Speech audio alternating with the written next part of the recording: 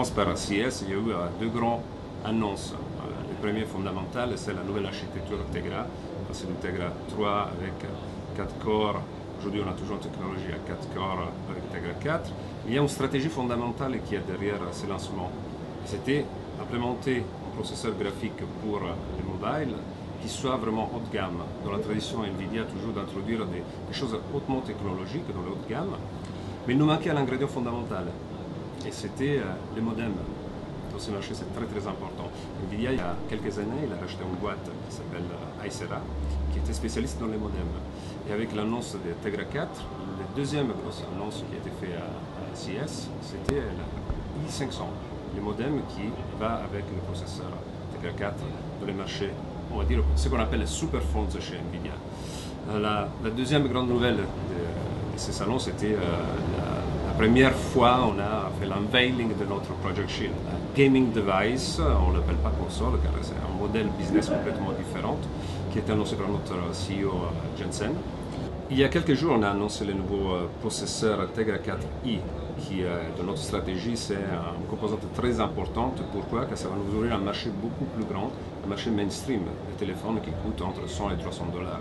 C'est super important. On a racheté une boîte qui s'appelait Icera il y a quelques années, qui sont spécialistes des modems, justement. Et avec Tegra 4i, on a utilisé un Tegra 4. On a intégré les modems à l'intérieur. La seule différence qu'il y a entre les deux processeurs haut de gamme Tegra 4 et Tegra 4i, c'est au niveau des fréquences, c'est au niveau de la CPU intégrée, une CPU ARM A15, une CPU ARM A9 Ryzen 4 qui a été travaillée entre NVIDIA et ARM, et le nombre de corps qui sont à l'intérieur. Le processeur Tegra 4, il a 72 cœurs, et le processeur Tegra 4i en a légèrement moins, 60. Il y a deux choses fondamentales. Quand on fait notre développement, normalement on a des grandes boards comme ça avec plein de connecteurs qu'on donne aux gens pour tester les caractéristiques de notre chip, les possibilités de connexion, etc. Et parfois on fait aussi des plateformes plus petites qui ressemblent vraiment à un téléphone final. L'idée c'est justement de donner quelque chose dans les mains des développeurs, dans les mains des ODM, pour visualiser qu'est-ce que ça peut être un téléphone basé avec un Tegra 4. Mais aussi, ça permet à des gens qui veulent construire, qui ne sont pas des grands OEM, par exemple des ODM, mais qui veulent construire leur propre plateforme, ils peuvent avoir une plateforme de référence, d'accord, et utiliser un constructeur, je ne sais pas, qui est peut-être basé en Chine, etc., pour construire leur propre téléphone avec leur propre marque. Du coup, après cette présentation de la gamme Tegra 4, les utilisateurs, les consommateurs attendent les premiers appareils Tegra 4. On a ZTE qui a annoncé qu'ils allaient commercialiser le premier Tegra 4, mais mis à part ça, pas grand-chose. Qu'est-ce qu'on pourrait dire à ces consommateurs? Il faudra juste dire à nos consommateurs d'attendre, d'être un peu patient. Quand on livre une nouvelle architecture, normalement c'est un cycle de 18 mois. On l'a livré. On a beaucoup d'OEM qui sont très intéressés par les produits, mais naturellement, si je veux dévoiler les noms de quelqu'un, il faut que vous me tuez après, car sinon ils vont pas être contents. Il faut être juste un petit peu patient. Il y en a plusieurs. Une des surprises du CES 2013, c'était ce Project Shield. Donc Project Shield, c'est un nom un peu barbare. Qu'est-ce qui se cache derrière? Et puis, finalement, à quoi va vous servir ce projet dans votre stratégie j'ai envie de dire, d'expansion?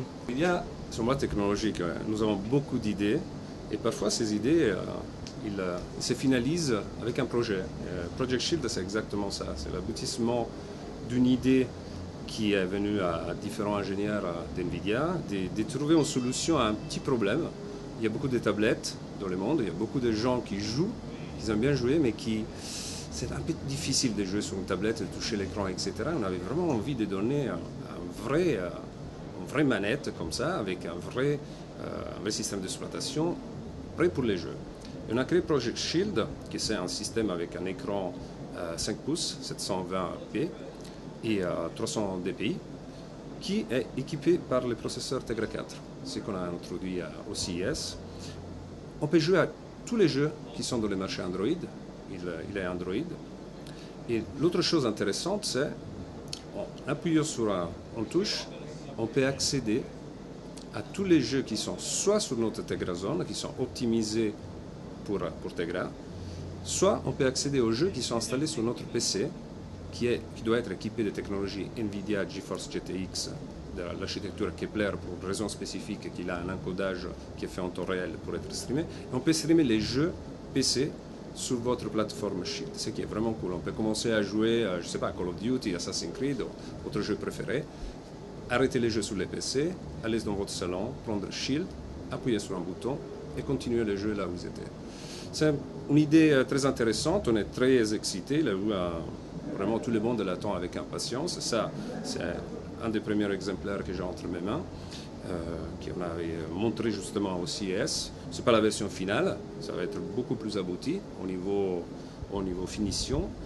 Et ben voilà, je vais vous le présenter peut-être, je vais vous montrer quelques petites choses ici. Voilà, ça c'est un système, l'écran est tactile, système pur Android, très très simple d'utilisation. On peut faire naturellement toutes les choses qu'on fait avec un système, une tablette Android, faire des emails, on peut aller sur Internet.